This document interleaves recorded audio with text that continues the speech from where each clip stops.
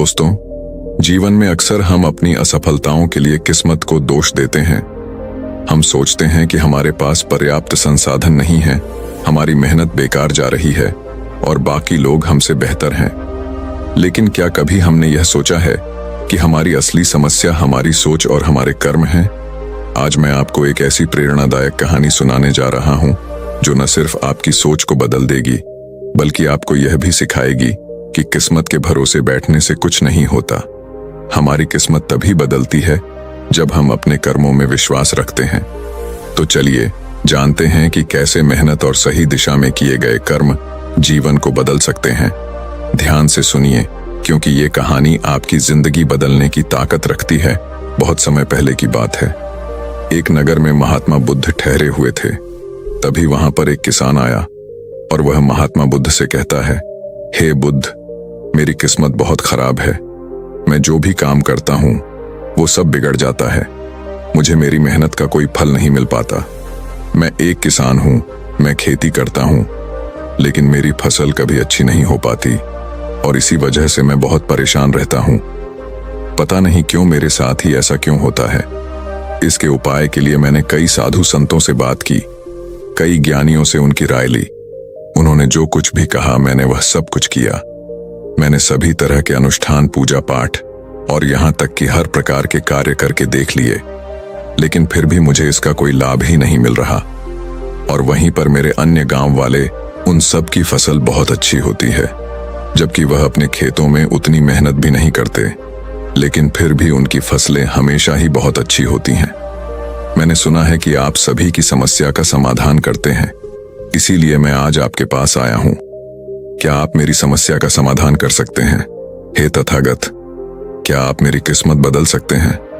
उस किसान की वह सारी बातें सुनकर महात्मा बुद्ध मुस्कुराने लगे और उस किसान से कहते हैं, भंते, तुम्हारी किस्मत तो पहले से ही बहुत अच्छी है, सब कुछ तो तुम्हारे पास ही है, फिर भला तुम ऐसा क्यों कहते हो कि तुम्हारी किस्मत अच्छी नहीं है? इस पर वह किसान महात्मा बुद्ध के इस प्रश्न का जवाब देते हुए कहता है, हे तथागत, मेरे पास क्या है? मेरी किस्मत इतनी खराब है कि जिस भी काम में मैं हाथ लगाता हूं वह सारे कार्य बिगड़ जाते हैं। मैं चाहकर भी अपने खेतों में अच्छी फसल नहीं उगा पाता, जबकि वहीं पर मेरे गांव के अन्य लोग अच्छी फसलें उगा लेते हैं और वे लोग मेरी जितनी मेहनत तक नहीं करते। तो ऐसे में भला मेरी किस्मत कैसे अच्छी है? इस पर महात्मा बुद्ध मुस्कुराते हुए उस किसान से कहते हैं, भंते, तुम्हारे पास एक स्वस्थ शरीर है, तुम्हारे सभी अंग अच्छी तरह से काम करते हैं, तुम्हारा मस्तिष्क भी अच्छी तरह से काम करता है और तुम्हारे पास अच्छी खासी जमीन भी है। भला तुम्हारे पास किस चीज की कमी है? अगर ऐसे देखा जाए तो तुम्हारी किस्मत तो बहुत अच्छी है। इस पर वो किसान महात्मा बुद्ध से कहता है, हे तथागत, मेरी समस्या यह नहीं है। मेरी समस्या तो यह है कि जिन भी कार्यों में मैं हाथ डालता हूं वह कार्य बिगड़ क्यों जाते हैं। रही बात जमीन, अच्छा शरीर, अच्छा मस्तिष्क और अच्छे अंगों की, तो वह तो सभी के पास है। मेरे सभी गांव वालों के पास भी है और उनके पास अच्छी जमीन भी है और तो और उनके पास अच्छी फसल भी है। इसी कारण वे लोग हमेशा सुखी रहते हैं। लेकिन मेरे खेतों में तो अच्छी फसल हो ही नहीं पाती। हर वर्ष मुझे एक भारी नुकसान झेलना पड़ता है। क्या आप मुझे कोई इसका उपाय बता सकते हैं? क्या ऐसा कोई मंत्र, क्या ऐसा कोई तरीका है जिससे मेरी किस्मत एक बार फिर से चमक जाए? इस पर महात्मा बुद्ध उस किसान से कहते हैं, ठीक है, यदि तुम कोई उपाय चाहते हो या कोई मंत्र चाहते हो तो वह मैं तुम्हें अवश्य ही दूंगा, लेकिन उससे पहले मुझे यह बताओ, क्या तुम्हें पता है तुम्हारे खेत में खजाना है? ये सुन वह किसान थोड़ा आश्चर्यचकित हुआ और वह महात्मा बुद्ध से तुरंत ही बोल पड़ा, हे बुद्ध, आप ये क्या कह रहे हैं? मेरे खेत में खजाना है और यह मुझे पता तक नहीं। बताइए, वह खजाना कहाँ है? मैं अभी उसे जाकर निकाल लूंगा। बताइए बुद्ध, वो खजाना कहाँ है? इस पर महात्मा बुद्ध उस किसान से कहते हैं, भंते, वह खजाना तुम्हें ऐसे नहीं मिलने वाला। उसके लिए तुम्हें मेरा कार्य करना होगा। मैं तुम्हें जैसा जैसा कहूंगा तुम्हें वैसा ही करना होगा, तब जाके तुम्हें वह खजाना अवश्य मिल पाएगा। उस किसान ने महात्मा बुद्ध की सारी बातें सुनी और उसके बाद वह किसान महात्मा बुद्ध से कहता है, हे तथागत, बताइए मुझे क्या करना होगा। आप जैसा कहेंगे मैं वैसा करने के लिए तैयार हूं, लेकिन मुझे बता दीजिए कि आखिर वह खजाना मेरे खेत में कहां पर है। इस पर महात्मा बुद्ध उस किसान से कहते हैं, भंते, अपने खेतों में जाओ और अपने खेतों की खुदाई करके एक मिट्टी टोकरी भरकर मेरे पास लाओ। वह किसान तुरंत ही महात्मा बुद्ध की बात मान लेता है। वह भागा भागा अपने खेतों में जाता है और जल्दी जल्दी एक टोकरी मिट्टी भरकर वह वापस महात्मा बुद्ध के पास पहुंचता है। उस मिट्टी को देखने के बाद महात्मा बुद्ध उस किसान से कहते हैं, ठीक है, अब मेरी बात ध्यान से सुनो। अब से 1 महीने बाद अपने खेत की खुदाई करना, और जब तुम पूरा खेत खोद दोगे तो उसमें से एक टोकरी मिट्टी फिर से मेरे पास लेकर आना। महात्मा बुद्ध के मुख से यह बात सुनकर वह किसान कुछ देर के लिए सोच में पड़ गया। वह यह सोचने लगा, जब खजाना मेरे खेतों में गड़ा हुआ है तो महात्मा बुद्ध मुझे सीधे सीधे बता क्यों नहीं देते कि वह कहां पर है। उसने कुछ देर सोच विचार करने के बाद महात्मा बुद्ध से आखिरकार यह बात पूछ ही ली। वह किसान महात्मा बुद्ध से कहता है, हे तथागत, यदि वह खजाना मेरे खेतों में है तो आप मुझे बता क्यों नहीं देते कि वह कहां पर है। मैं उसे अभी जाकर निकाल लेता हूं। भला मुझे 1 माह का इंतजार क्यों करना है? आखिर इसकी क्या जरूरत है? इस पर महात्मा बुद्ध बड़े शांत स्वर से उस किसान से कहते हैं, भंते, हर कार्य का एक समय होता है और वह कार्य यदि उचित समय पर किया जाए तो वह हमें उचित और शुभ फल देता है। तुम चाहते हो तो मैं तुम्हें खजाना बता देता हूं कि वह खजाना तुम्हारे खेतों में कहां गड़ा हुआ है। लेकिन एक पल के लिए यह भी सोच लो, अगर तुम अभी उस खजाने को पाने की कोशिश करोगे तो हो सकता है कि तुम्हारे हाथ तो कुछ भी ना आए। सोच लो, तुम अभी उस खजाने को पाना चाहते हो या 1 महीने के बाद। महात्मा बुद्ध के मुख से यह सारी बातें सुनकर वह किसान कुछ देर के लिए सोच विचार में पड़ गया और फिर वह महात्मा बुद्ध से कहता है, हे तथागत, आप जैसा कहेंगे मैं वैसा ही करूंगा। इतना कहकर वह महात्मा बुद्ध को प्रणाम करके वापस घर लौट जाता है। वह जैसे तैसे अपने मन को मार तो लेता है, अपनी इच्छाओं को दबा तो लेता है, किंतु अब भी उसका मन बहुत बेचैन था। वह उस खजाने को जल्द से जल्द पाना चाहता था। रात में उसे खजाने के सपने आया करते थे। वह दिन भर केवल खजाने के बारे में ही सोचता रहता था। जब भी वह खेत जाता तो एक किनारे पर बैठता और उस खजाने के बारे में सोचने लग जाता। दिन भर हर समय उसके मन में केवल खजाना पाने के विचार ही चलते रहते।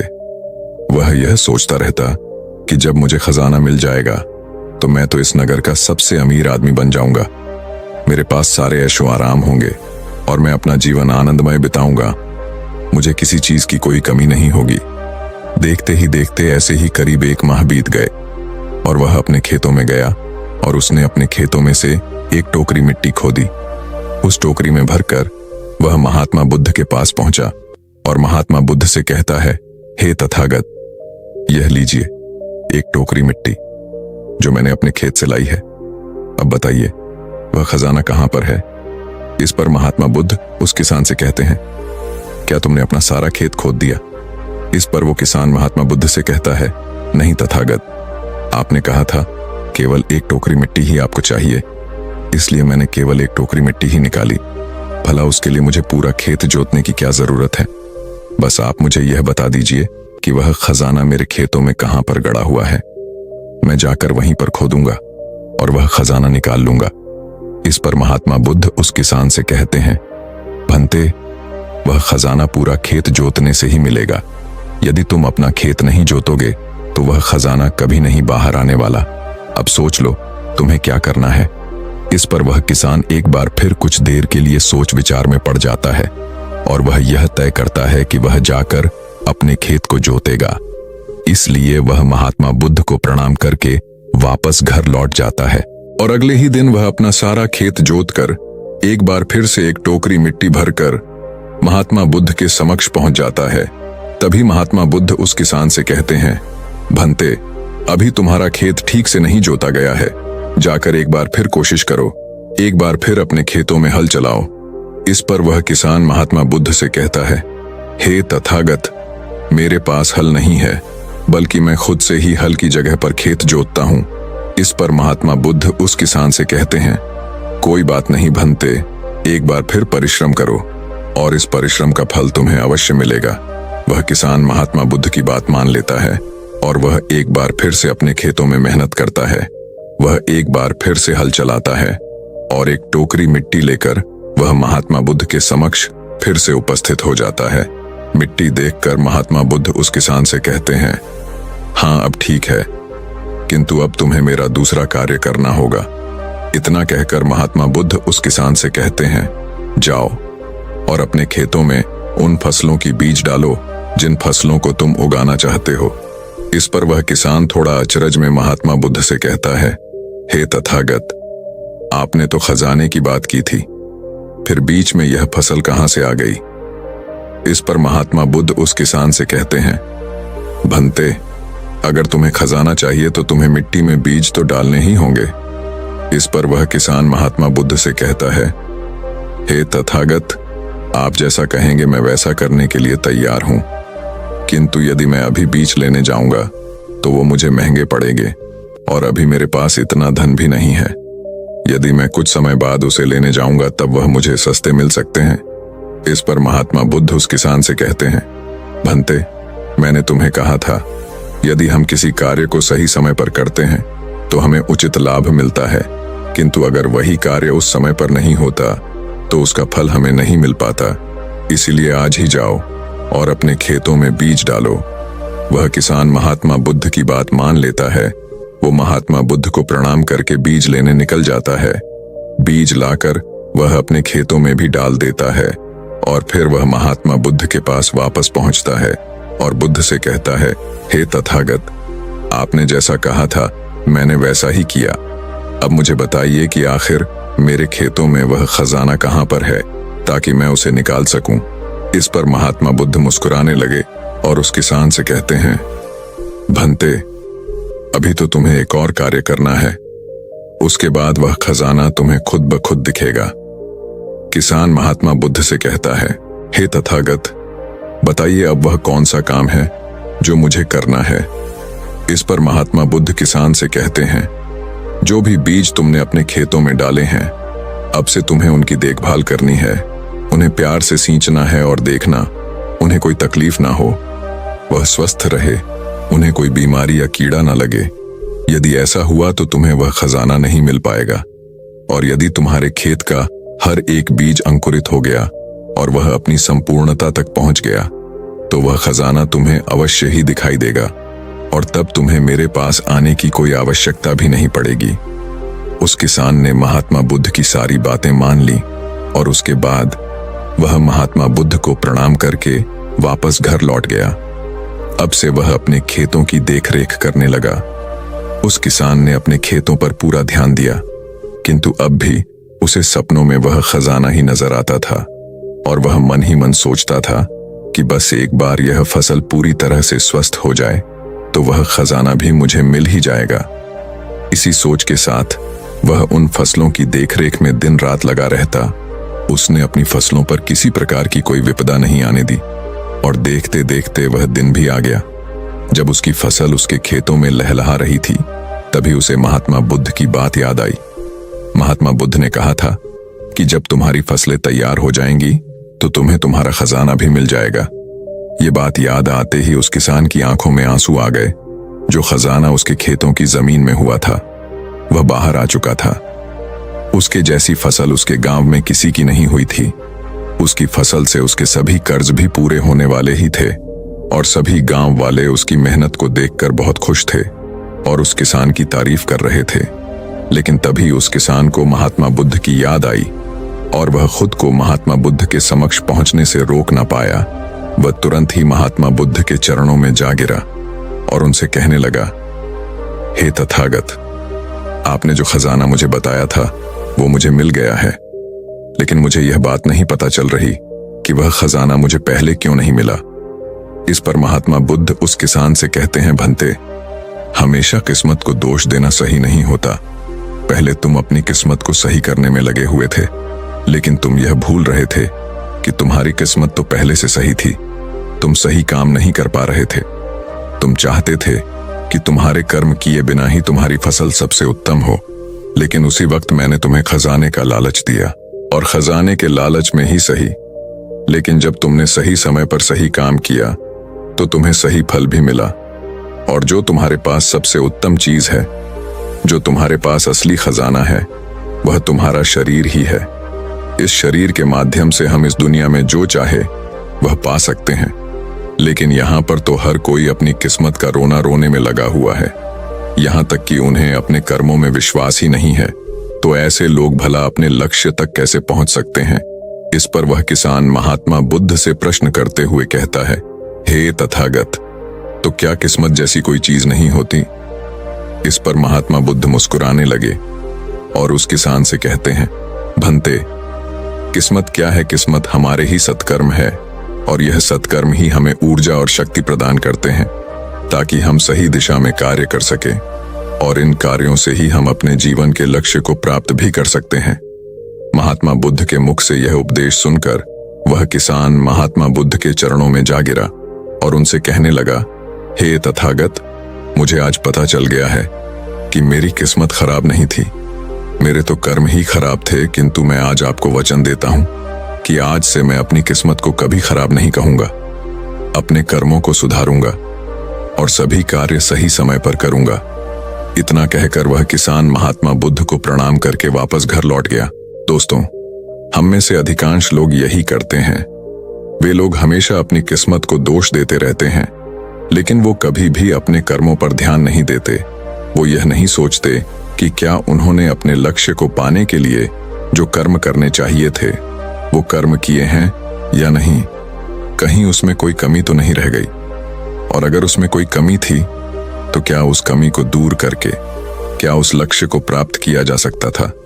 और यह सब हम तब सोच पाएंगे, तब समझ पाएंगे जब हम अपनी किस्मत को दोष देना बंद कर देंगे।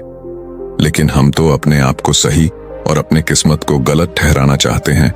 हम किसी ऐसे को चाहते हैं जो हमारी गलतियों का ठेका ले ले, और इसीलिए हम अपनी किस्मत को हमेशा दोष देते रहते हैं ताकि हमें कभी किसी के सवालों का कोई जवाब ही ना देना पड़े।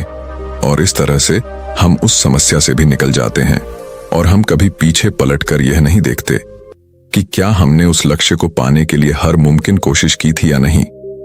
हमसे कहीं पर कोई गलती तो नहीं हुई थी, क्योंकि हमें तो लगता है कि यह सब तो किस्मत का खेल है, और भला किस्मत से कौन जीत सकता है। आपने अपने आसपास भी ऐसे कई लोगों को देखा होगा जो लोग अपने लक्ष्य को प्राप्त ना कर पाने पर रोते हैं, चिल्लाते हैं, और जब उनसे कोई उनकी असफलता का कारण पूछता है तो वह यही कहते हैं कि वह तो मेरी किस्मत में था ही नहीं। लेकिन यहाँ पर आप एक वास्तविकता भूल रहे हैं। इस दुनिया में ऐसे कई सारे लोग हैं जो अपने कर्म पर ध्यान देते हैं, वह अपने कर्म को कभी नहीं छोड़ते, भले ही वह अपने लक्ष्य को पहुंच पाने में असफल हो जाए, लेकिन फिर भी वह अपने कर्म पर विश्वास रखते हैं। और जो लोग अपने कर्म पर विश्वास रखते हैं वह लोग कभी यह नहीं कहते कि उनकी तो किस्मत ही खराब थी, बल्कि वह दोबारा फिर से एक बार पूरी शक्ति से उस लक्ष्य को पाने की कोशिश करते हैं, और यह कोशिश वह तब तक करते रहते हैं जब तक कि उन्हें उनका लक्ष्य मिल नहीं जाता। दोस्तों, उम्मीद है कि आपने आज की इस वीडियो से जरूर कुछ ना कुछ सीखा होगा। तो इस वीडियो को लाइक और अपने दोस्तों के साथ शेयर करना ना भूलें। हमें ऐसे ही सपोर्ट करने के लिए चैनल को सब्सक्राइब और घंटी बटन को जरूर दबा दें। तो चलिए मिलते हैं एक और वीडियो में, तब तक के लिए अपना ख्याल रखें। धन्यवाद।